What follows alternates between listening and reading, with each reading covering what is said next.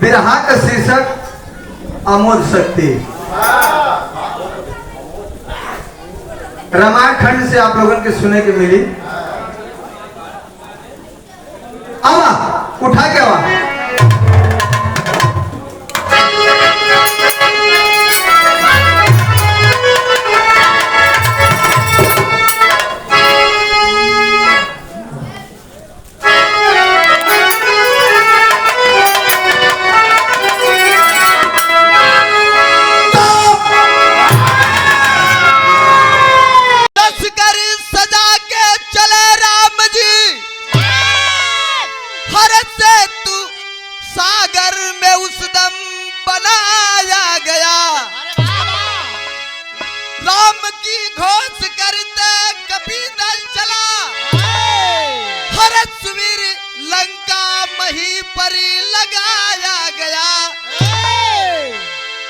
यारी लंकेश्वर कर लो भलाई तेरी, हर दूत द्वारा खबर को पठाया गया।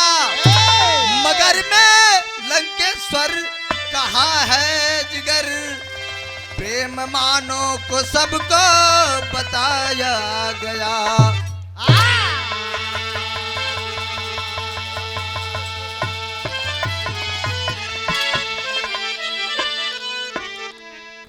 ए बाबू ई अमोद शक्ति का आप लोगन के प्रमाण बताई। हम बिरहा में कव्वाली लगल। आवा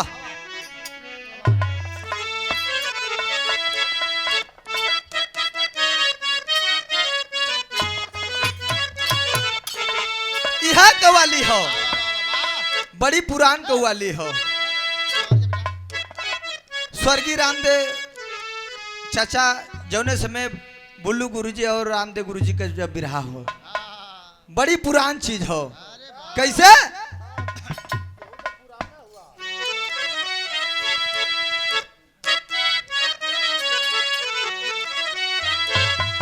हर पिया जिसको,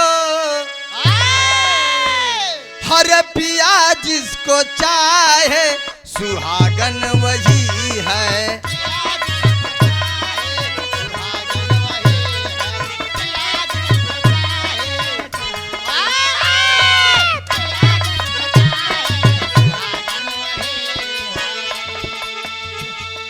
पिया जिसको चाहे सुहागन वही है।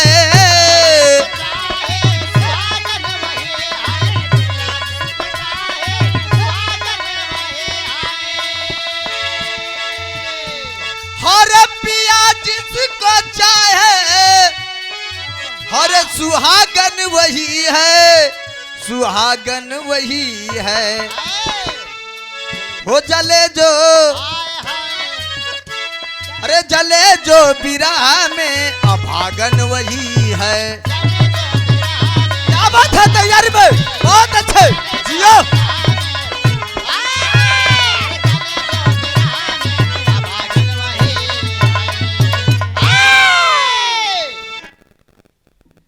बिरहा में कव्वाली रहा, लेकिन भाव कितना बढ़िया कवि जी लिखलन। कैसे?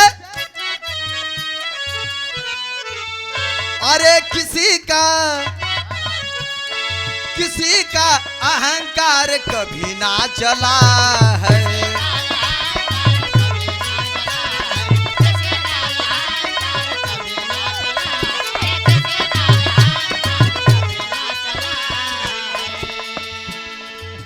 ये देखा आदड़ी, हम लोग के गार्जियन किसी का, अरे किसी का अहंकार कभी ना चला है।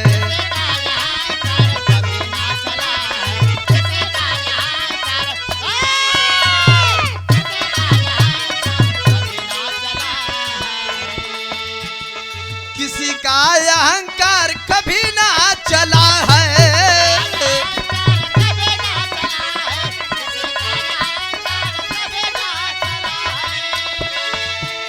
हर किसी का अहंकार, हर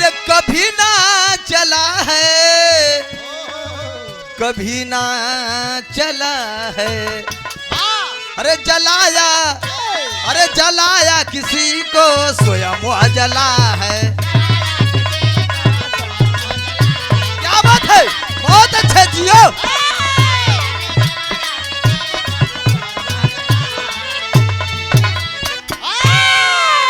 ए बाबू बतावल गई ए धरती पे जे अहंकार कैलस ओकर समझ ला के विनाश हो। हमरे बिरहात का शुरुआत यहीं से हो गई। कैसे मास्टर? अबा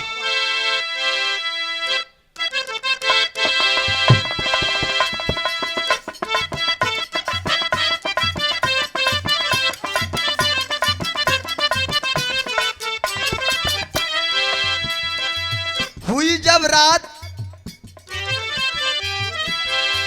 हुई जब रात बोली मंद धर्मय नवा हो। हुई जब रात बोली मंद धर्मय नवा हो। कही रावण से सैया माना मोर कहनवा हो।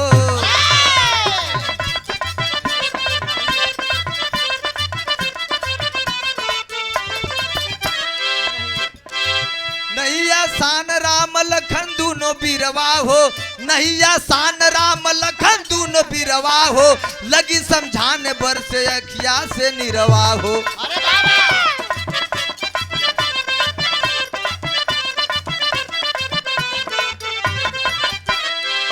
सुन के बात राम हंसी तब उड़ाए हैं। सुन के बात राम हंसी तब उड़ाए हैं। हमारे सामने ना कोई पार पाए हैं। होगी जब जीत बाजी चारी ओर बजनवा हो। होगी जब जीत बाजी चारी ओर बजनवा हो। राम के हाथे मरले बनी मोर जियनवा हो।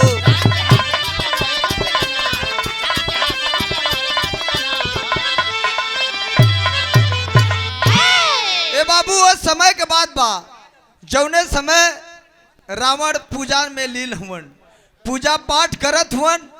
वही समय मंदोदर पहुंचला के बाद खाना पीना कलश पानी पीला।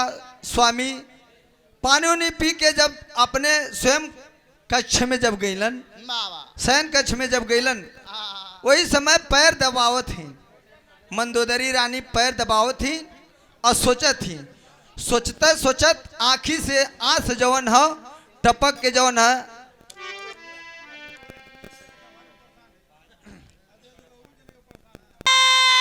आँखी से आंस जवन है जब रावण के पैर पर पड़ल। रावण सोचा लगल कल रानी ये बतावा तो हाँ कौन चीज के दिक्कत हो गई, कौन चीज का दिक्कत भइल।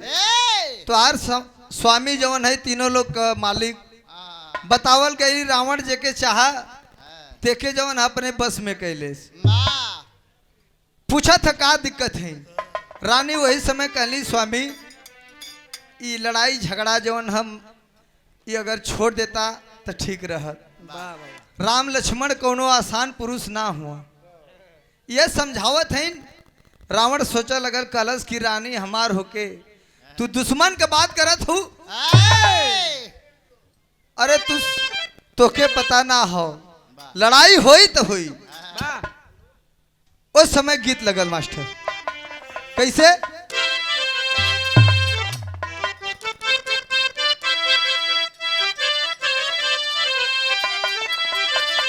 बड़ी पुरान गीत हो। मास्टर साहब संकेत कैलन हर तर नरियरवा के बारी, हर तर नरियरवा के बारी ऊपर श्याम गेदा लगायदा।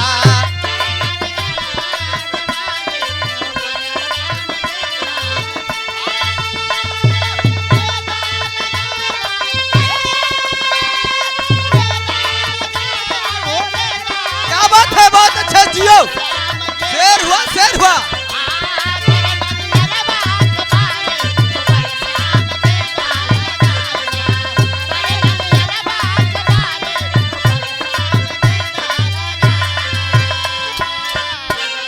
आदरणीय कमलेश भैया की तरफ से 101 रुपया का पुरस्कार हो। चरण में बार बार प्रणाम हो।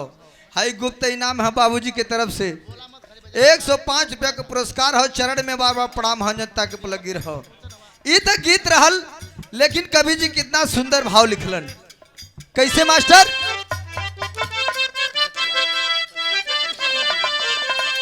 हर बतिया कहेला तिखारी, हर बतिया कहेला तिखारी, दोनों ओर फायदा हमारी।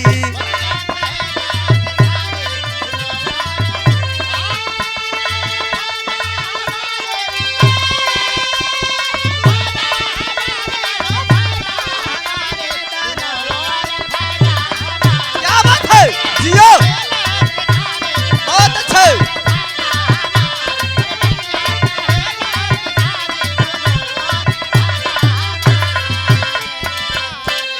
कहत हुआ कि पगला मत, बस खाली तू देखत जा। एक लाइन और कहनी, कैसे?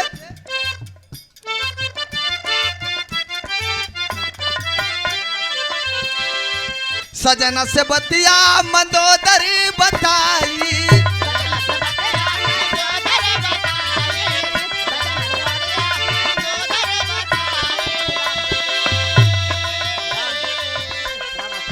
राम हाथ मरले पर मुक्ति बानी जाई।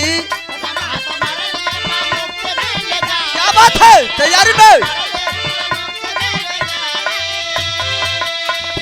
हमरे बदे सोची बिचारी, हमरे बदे सोची बिचारी, दोनों ओर फायदा हमारी। क्या बात है जियो, बहुत अच्छे।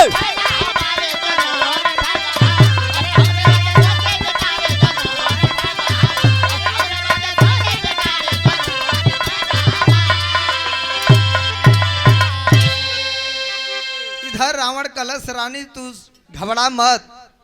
अगर लड़ाई में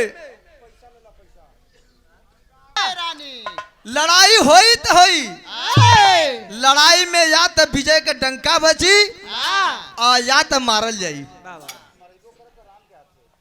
अगर विजय प्राप्त होई तो पूरे दुनिया में, पूरे संसार में विजय का डंका बजी। अगर मारल जाई तो जानत का होई, मुक्ति मिल जाई। जब इतना बतिया बतौना मंदोदरी से, मंदोदरी सुनत रहल। बिरहा में गीत लगल मास्टर।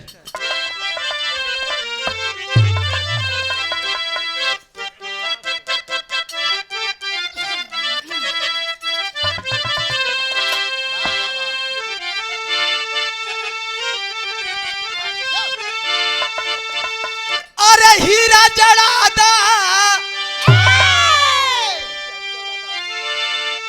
हर झूलनी पौड़नी, हर जहाजिया उड़ादा। ये देखा रामदेव गुरु जी के जौन गीत रहल,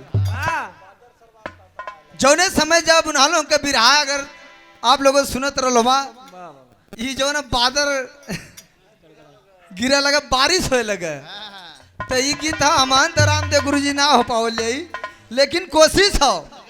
कैसे मास्टर?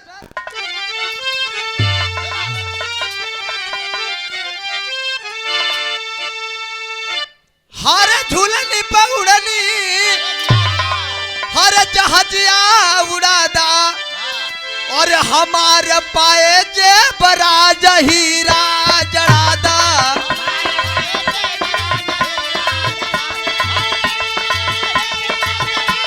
क्या बात है जियो, शेर हुआ।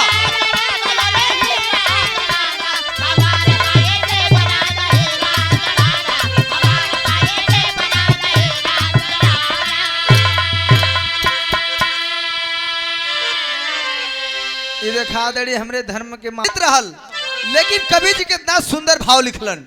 कैसे?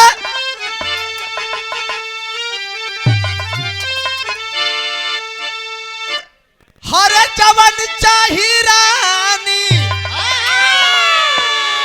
हर जवन चाही रानी, अरे हमके बतावा, हर गरज पूरा होई हो नीर ना बहावा।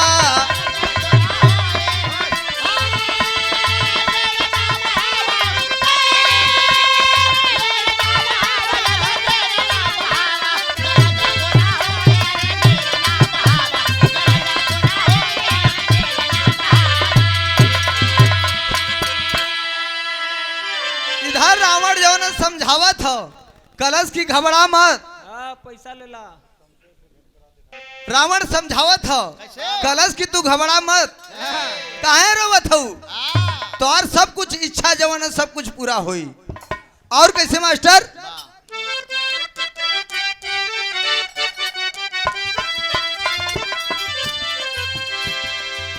इच्छा दसानन मंदोदरी बताई। क्या बात है तैयारी में, बहुत अच्छा।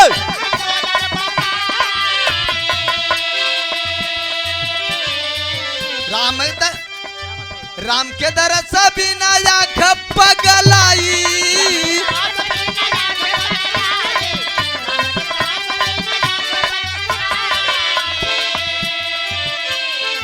हरे आधी आधी रतिया के, हरे आधी आधी रतिया के हर के बोलावा, कर जब पूरा होई हो नीर ना बहावा।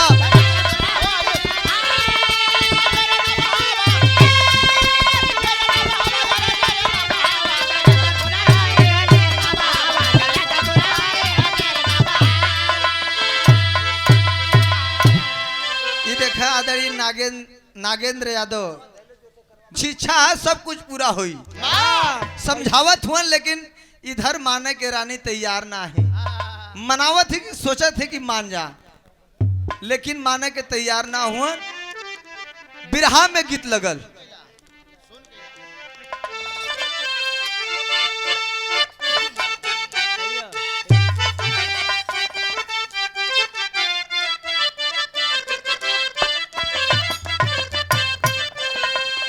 इहो देखा बड़ी पुरान गीत हो। पुरान चीज जो रहले बड़ी मजा देले। जैसे में पुरान गुड़, पुरान दारू, पुरान चाउर,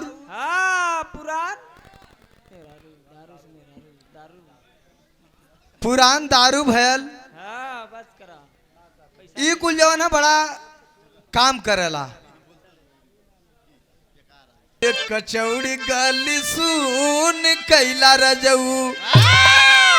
देखा हमारे चचा के जमाने में ई कुल गीत गवा आप लोगों के सुने के मिली।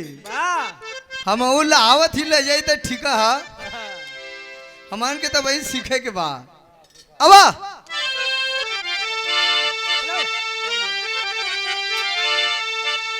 हरे सुन कैला रजऊ, हरे सुन कैला रजऊ, हरे कचौड़ी गली सुन कैला रजऊ। हरे मिर्जापुर के कैला गुलजार हो, मिर्जापुर के कैला गुलजार हो, कचौड़ी गली सुन कैला रजऊ।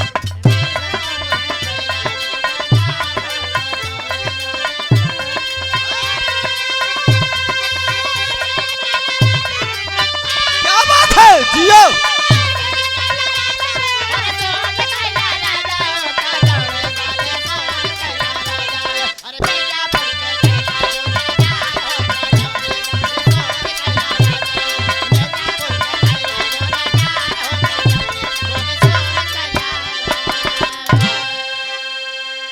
ये देखा दड़ी उड़सा के बात है। जियो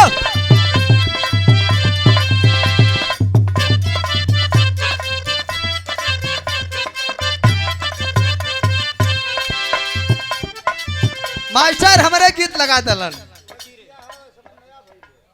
गीत जवन हो बड़ी पुरान हो, लेकिन ए समय नया भइल है। कैसे नया भइल मास्टर?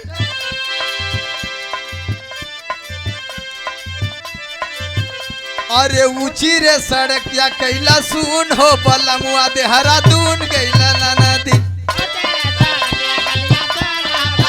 क्या बात है इलाके?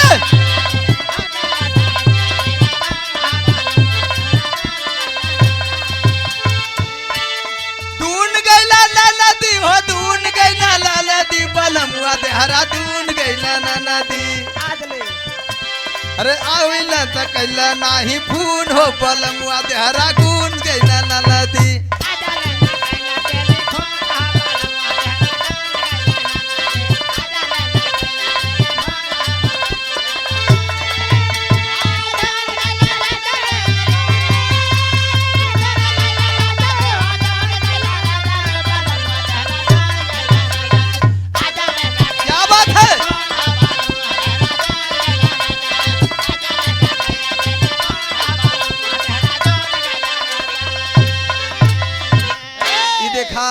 एक रुपया ना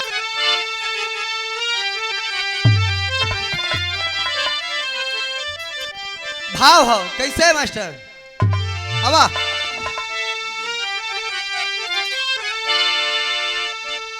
हरे पलाई बया धीरतिया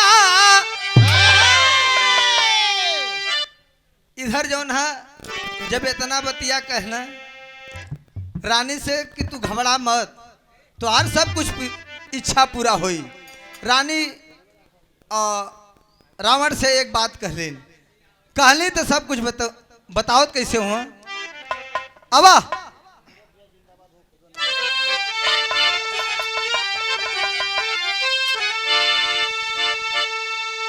हरे बोलई बया धीरतिया हो बोलई बया धीरतिया कि राम के बोलई बया धीरतिया हरे राम के बोलई बया धीरतिया हरे जाना पड़ी है लंका यही बखतिया राम के बोलई बया धीरतिया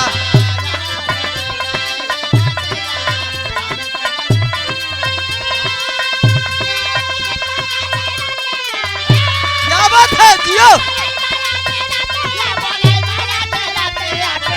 क्या बात है तैयारी में बहुत अच्छे जियो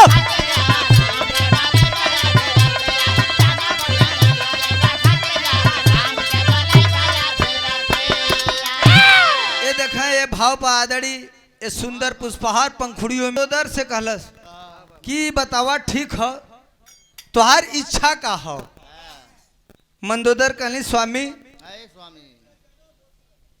एक काम करा कि लड़ाई अगर होई तो ठीक हो तुहार अगर इच्छा हो तो एक हम न टारब लेकिन उन्हालों का दर्शन करा दा रावण कहना ठीक हो कोनो दिक्कत ना हम दर्शन करा दे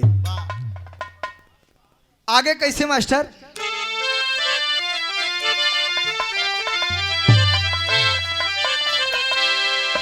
हरे मंत्र शक्ति द्वारा रावण किया है पुकार हो अरे सोए थे शिविर में उठ के अरे सोए थे शिविर में उठ के अरे बैठे सरकार होगी राम के बोलई बया धीरतिया राम के बोलई बया धीरतिया चना पहिया लगा यही बखतिया राम के बोलई बया धीरतिया क्या बात है बहुत अच्छे जियो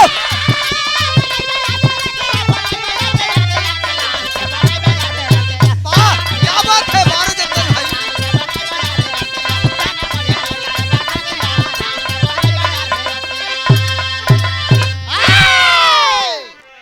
आदड़ी परिचय के मोहताज तुहार इच्छा पूरा हुई तू घबरा मत कहली रानी कैसे बतावा कहा तू बैठा ला जब कहा तब तुरंत हम बला दे तुरंत मंत्र का प्रयोग कैला रावण उस समय आकाशवाणी भइल और सैन कक्ष में जौन है राम सोवत हुन जब आकाश भइल तुरंत आकाशवाणी जब भइल तुरंत उठ के बैठ गिलन जब बैठ गए लगना टहरा जब टहरा लगलन उस समय लक्ष्मण के नींद खुलल देखलन तो भैया बड़ा परेशान हुन खन यहाँ उठा खन वहाँ बैठा आए के पूछा लगलन कहला भैया का बात है बोला नींद काहे ना आवत है कहलस की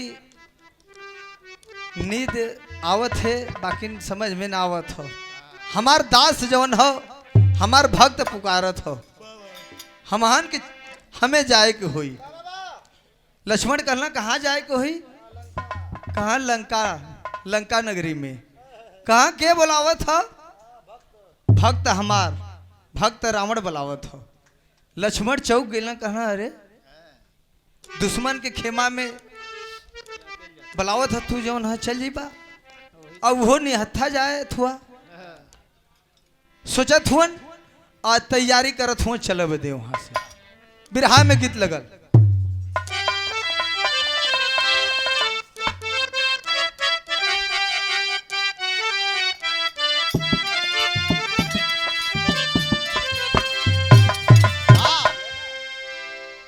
बिरहा में टेरी लगल मास्टर।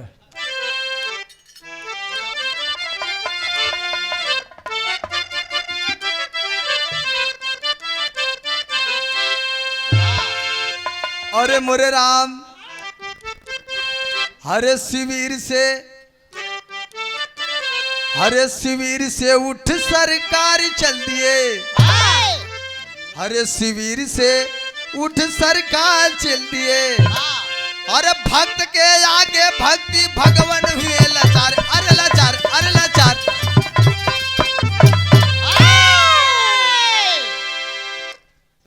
उठ के राम चले। उस समय जवन है सोचल कि अब जवन है चली लंका नगरी में, तब हैल का लक्ष्मण पूछत हुआ, लगा के कपिवर पूछ का घेरा, लगा के कपिवर पूछ का घेरा, चौकस पहरे पर तैयार। लगा के कपिवर पूछ का घेरा, चौकस पहरे पर तैयार। उठ के राम चले लंका में, लगे पूछने लगे। से तनी सा लटकत हो, महाबली हनुमान जी पूछे, महाबली हनुमान जी पूछे, लखन जी से सारी बात जाना पड़ी है। अब बीत गई है आधी रात।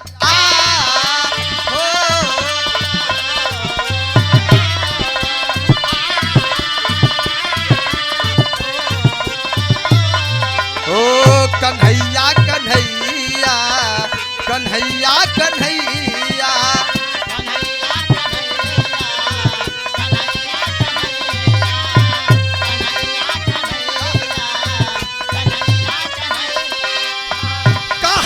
छुपे हो, कहाँ जा छुपे हो, मुरली बजैया, कन्हैया कन्हैया कन्हैया कन्हैया।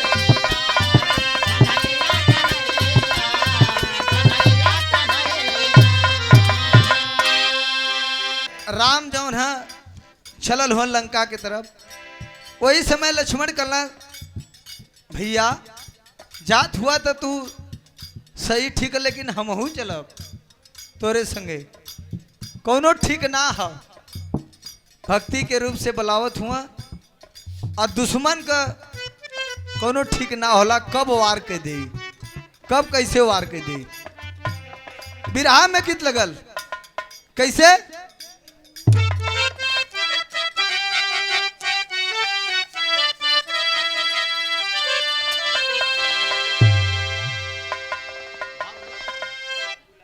हरे लगा दे,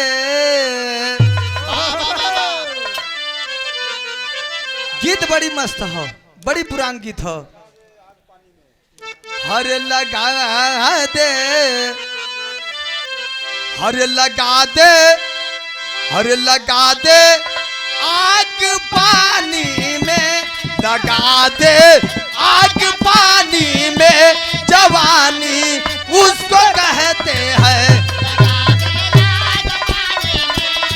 क्या बात है तैयारी में जियो।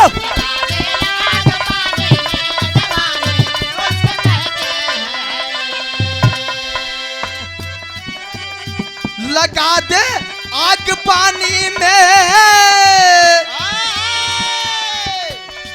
हरे लगा दे आग पानी में, जवानी उसको कहते हैं रे, जवानी उसको कहते हैं।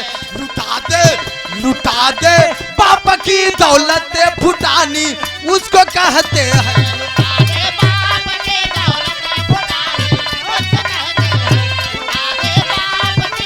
क्या बात है, बहुत अच्छे जियो। ये देखे जौनपुर के धरती से सुंदर पुष्प पंख